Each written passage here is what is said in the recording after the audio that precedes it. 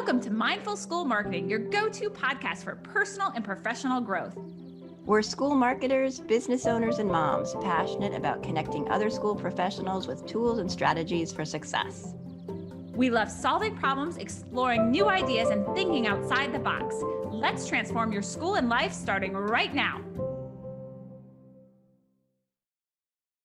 Welcome to Mindful School Marketing. I'm Tara Clays. And I'm Aubrey Bursch. Today, we're joined by Jill Goodman. Jill is a consultant specializing in helping independent schools better understand student attrition and improve retention. She also conducts brand-related qualitative research and leadership mentoring for independent schools. Jill helps schools harness the combination of smart methodology, creativity, and compelling messaging that is essential to stand out from the competition. Welcome, Jill. Hi, thank you. I'm pleased to be here. It's super exciting to be here with you on your podcast. I love it. We're excited to have you. Thanks so much for joining us. Can you tell us a little bit more about yourself besides what Aubrey just described? Sure, I'd be happy to. I've been involved with independent schools for over 20 years, starting with my very first experience as a volunteer, a parent volunteer, and a volunteer leader. And from there, I've had many roles at schools as a fundraiser, a trustee, a staff member, an administrator. But I really love the role that I have right now as a consultant. And in that role, I can think about strategy behind things like enrollment, retention, brand, leadership, and development with school leaders, and work with them on solutions to things that really can become existential problems or issues. That's such an important thing to be able to do. I think now more than ever. I mean, so many schools are still wondering if the school can last beyond, maybe they saw an enrollment boost or something like that, but can it last, or will they see attrition? And I think the services you offer give schools the tools they need to make really insightful decisions and educated decisions, right? Because you provide the information that goes along with it. So I'd like to dive into how you help schools improve and grow from the standpoint of how you interact with current and prospective families. I'd love to learn more. I know you sort of have a process where you speak to families one at a time, but could you tell us more about your approach to research? Sure. So one of the ways that I help schools and work with them is through qualitative research, as you mentioned. And depending on the need of the school, I might suggest to a school leader that we do an attrition study where I interview parents who have decided to pull their child out of that school before graduation. Or we might decide on one of two or both conversion studies. And in that case, I would speak with parents who either inquired but didn't apply, or their child was accepted, but they didn't enroll in the school. And so in all of those cases, I'm talking to families that are not part of the community at all. And sometimes that can feel a little one-sided or a little negative in some ways for a school. So I do like to recommend and counterbalance that with something I call a positivity study.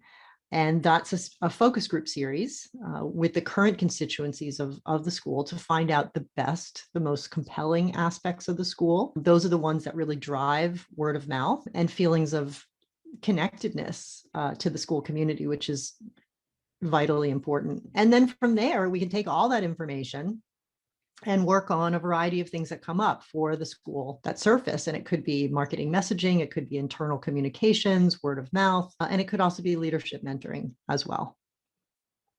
It's such a brilliant way that you balance that. I mean, I think just the hairs on the back of my neck when you talk about talking to people who have left or have decided not to join, just that, taking it personally when somebody doesn't hire me, I want to know why, but I also kind of don't want to know why, right? So for schools to actually endeavor to learn that, and we've talked to other researchers about this as well, is it is a very difficult and yet such an important thing to do. But what's brilliant about your approach is that you're balancing it also by talking to the families who are already there and who love it. And Mhm. so I think that must kind of soften the blow a little bit and show you where your focus should be. And we spoke to an influencer recently and talked about the role that those happy families play Mhm. as cheerleaders for the school. So when you get all of this information and you balance it out, do you kind of find something in the middle? Are you helping schools try to attract people who left, or are you trying to help them attract more people who are like the families that are happy? I think that really depends. It depends what their goals are and what's really happening. You always want to attract more of what's working really well at your school, unless there's a huge strategic issue. You find out that you really are not attracting. You want to attract more of a different kind of student. I talked with a school recently that had a reputation for really just being a school for athletics, and they didn't want that reputation. They wanted to highlight their academic program, which they were very proud of and felt that really made a difference in kids' lives. So we needed to think about how to craft that marketing and craft that strategy, and think about the pieces of the academic program that were very compelling for students and families, and highlight that more. Hmm. So it can be either way.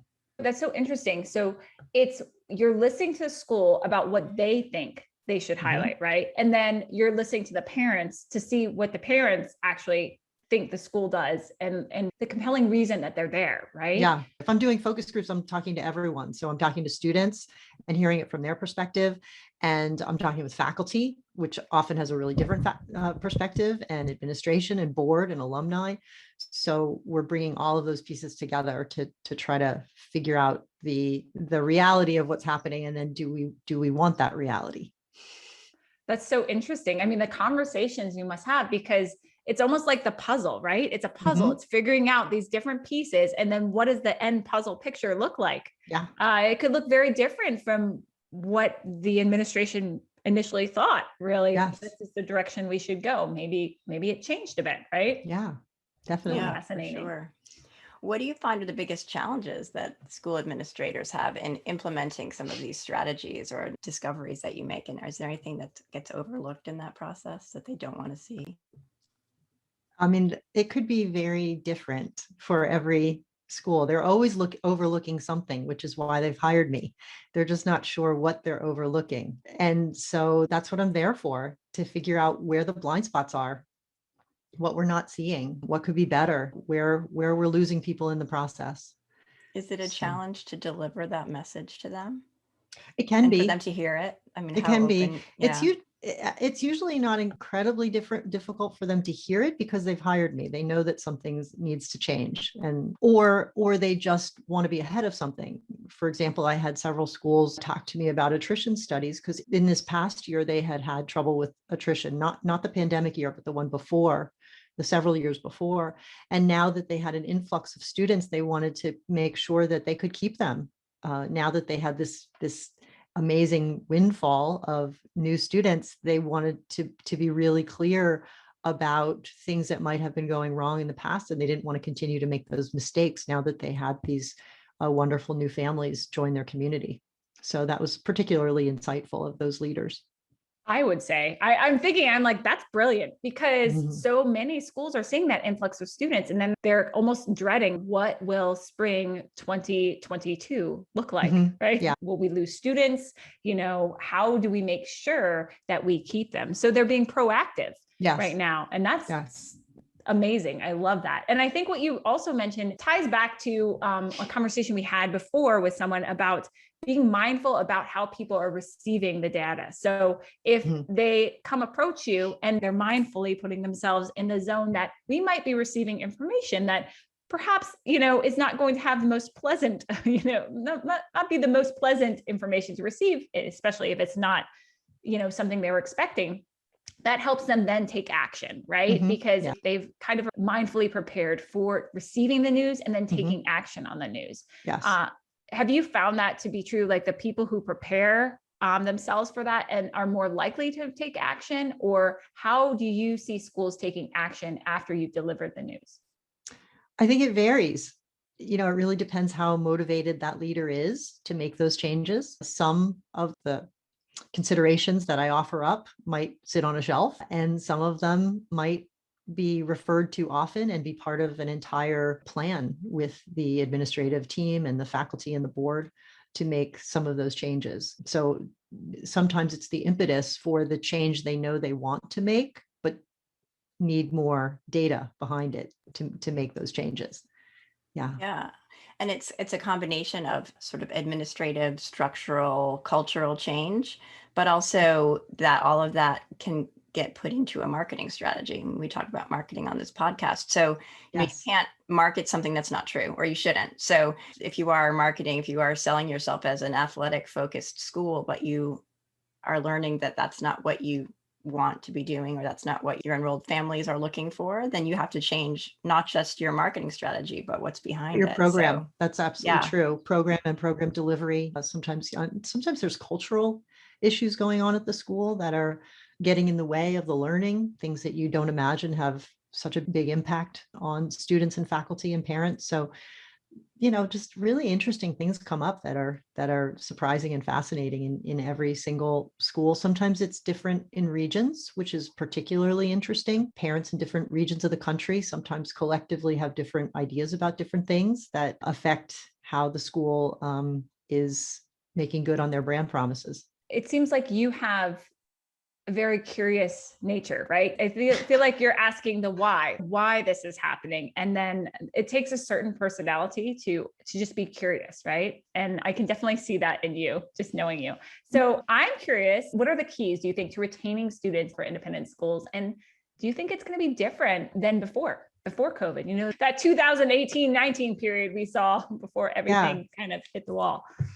Well, I've been talking about retention strategy, I would say, for the last 3 years or so, long before COVID. And the same things that parents and families wanted from a school before COVID are largely the same things that they want. And, they're certainly relying on the school's brand promises, but they're largely the same. And so I've put that approach to retention in a construct that I call the 6 components of parent retention.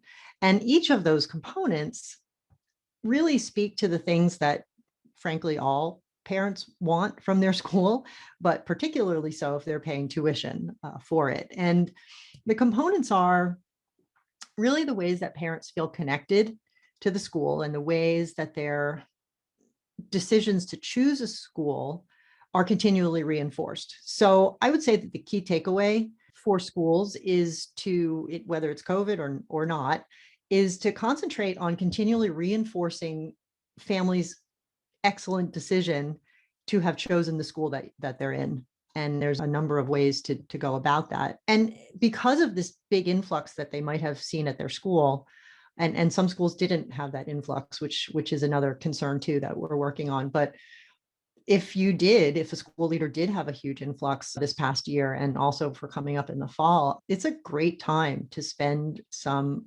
intentional time and energy getting feedback from those new families. It's an excellent opportunity to kind of reframe or revise the retention strategy that you have at the school.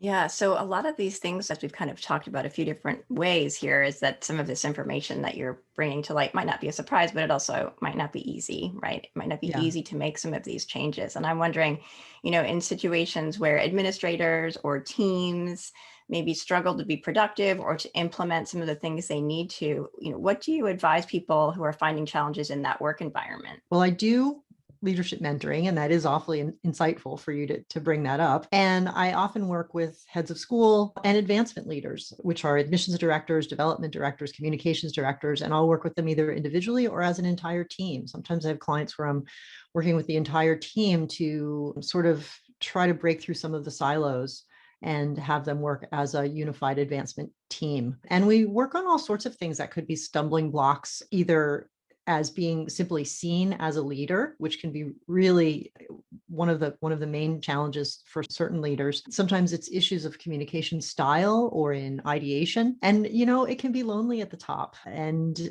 some leaders, heads of school, have a good relationship with their board chair, and some it's a struggle. Sometimes what's really needed is an objective sounding board and a guide as they work through the way forward. on some of these really difficult or challenging issues. And this year, of course, has been particularly challenging.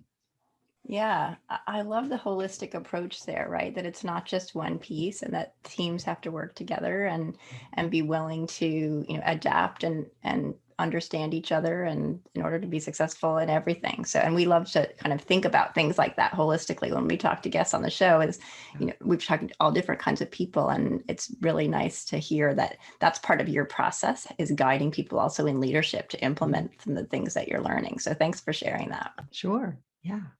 Yeah, I also think that's super important because not every situation, and working in independent school, and I've worked at several, is perfect, right? You're going to have the teams that don't cooperate, or there's a change in leadership, or there's all these different pieces. And for you to be there to be that sounding board, but also to help them kind of navigate, how do we move from point A to point B and get the job done and do it in a manner that is productive for all. I think that's super important because there are so many different personalities. There are so many different things that happen in an independent school, and it can be a pretty stressful place with the multiple hats people are wearing. So I'm glad that you offer that holistic piece to schools. It's very important. I am heading us into the questions we always ask our guests. So I would like to kick it off by asking you, what are the most important things you do to grow personally and professionally? Well, I'm part of a mastermind group. And I truly love my mastermind group. True confession first here. Full disclosure. We are in a mastermind We are group. in the mastermind group. Yes.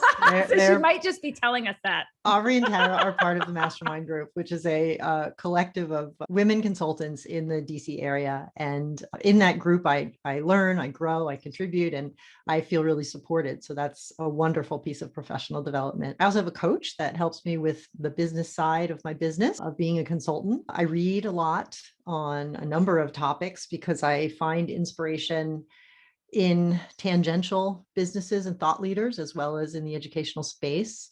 I listen to a lot of podcasts. You can go on my website to read my blogs. There's a couple there called Podcasts I Love. But two of the ones that I do really love are Hidden Brain and Freakonomics, are ones that I listen to often and often get inspiration from. I like networking, meeting people both in the educational space and outside of it, because you learn. The more people you talk to, the more you learn about different perspectives, about how people think about things and what can be useful in different spaces and different times. That's a great list. Yeah, lots of great things there. I'm going to ask you the next question, which is, what is one of the most important things we can do to be more mindful?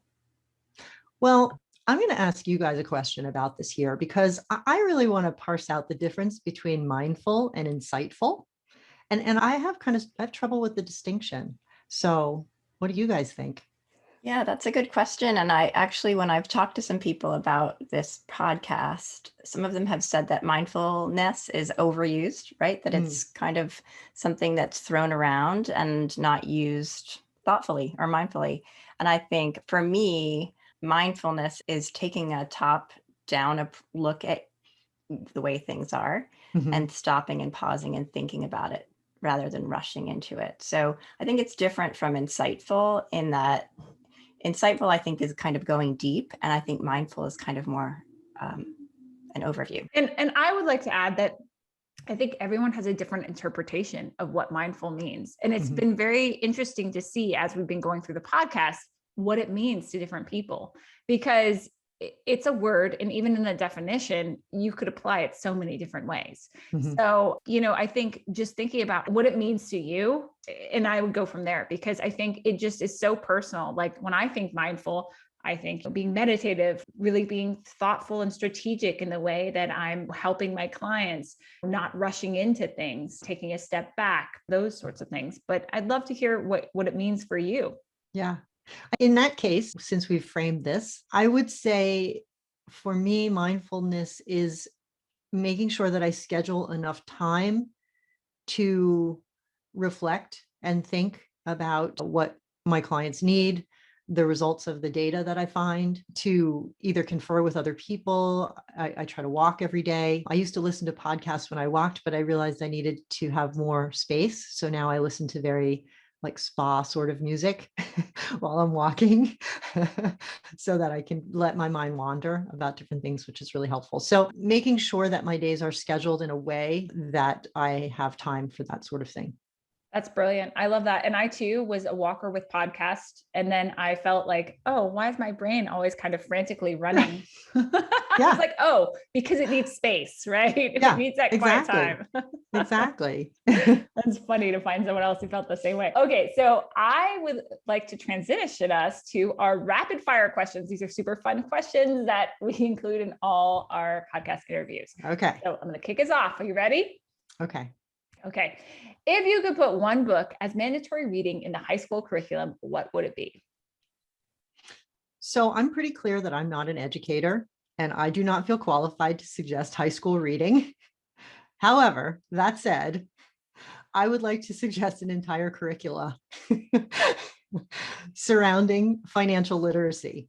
So kids and families often are not clear about the huge impact issues like financial aid for college and how that works and what long-term debt really means to a kid and a family, how to start a business, how to manage a budget, how to read a contract, how to talk to a lawyer, how to talk to an accountant, how to negotiate. So I would like to see that in every high school curricula.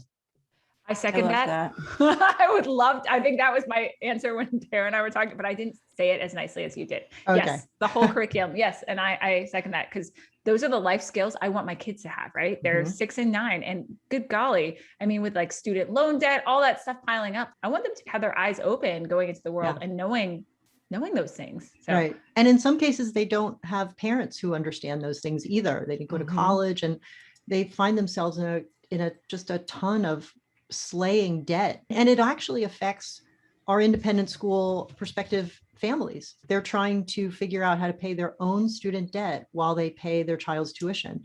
So it has reaching effects in many ways that is not ideal. Yeah, it's very complicated. I'm a mentor to high school students, and even for me, it's hard to wrap my head around all the scholarships and the financial aid and the different types of loans. I mean, it is a lot for anybody. So for a student to be able to understand that and learn it would be great. So great suggestion. Oh, thank you. Next rapid fire question. What is one app you could not live without? Well, I'm not as tech savvy as you guys are. But the one app that I do use and really I would have trouble living without is Grammarly. That's a good one. Now I'm going to ask you, and I'm very curious to see your answer. What are you reading right now? Okay. I read a lot of things and I read them all at the same time. So I am rereading Fierce Conversations by Susan Scott. And I'm also rereading Never Split the Difference by Chris Voss. I have just started reading American Dirt by Janine Cummins. And sort of contrasting that with a biography of Varian Fry called A Quiet American. And on my list are a couple of books by Deborah Tannen, who is a linguist and researches how miscommunications happen and what we can do to better understand each other, which is infinitely helpful, I'm sure. That's a lot of books to be reading at once. I love it. You have my mind because I have them all at once too, because I'm never sure what mood I'm going to be in. I mean, sometimes you want to jump into this. I'm going to put all those books on. Well, Tara's starting us a nice book list. So yes, we'll have those on our book list. We will. We'll put them in the notes. And I also just started American Dirt as well. And that you're the second person in like a week to recommend the negotiating book. Yeah, I've read that. And I saw him on the master class because I got master class as a Christmas present. Oh, and it was very intriguing. All right. Well, here we are. The last question. You ready? Yes. What's one great piece of advice that you'd like to leave us with, Jill? Oh my goodness. I don't know about great advice, but I would say that everything you do should really be open for consideration. I mean, if you've been doing something for a long time in a certain way, whether it's really working for you or not, I like to kind of take a hard look at it, at the objectives or the goals of that program or initiative, if it's a work-related thing or a way that your system of how you're doing things, and then think about the results of that over time. And is this still working for you? Or do you sometimes feel like you're totally swimming in molasses? And if you do feel like you're swimming in molasses, so then take that feeling and think about that, and think about how can you dig a little deeper, and possibly something could be better. That was such a good one. I like that. And I'm wondering, do you do this at different parts of your life? Do you also like, is this part of your Yeah. routine of like, Yeah. I feel like I need to put that on my, even like just with morning routines, I'm thinking like, what's working, what's not. It's just, everything's open to reconsidering. It doesn't have to go on as it always has, especially if it's not working anymore. Yeah. The swimming in molasses metaphor I like and I use a lot, because that's sometimes how I feel. And that's a big red flag for me.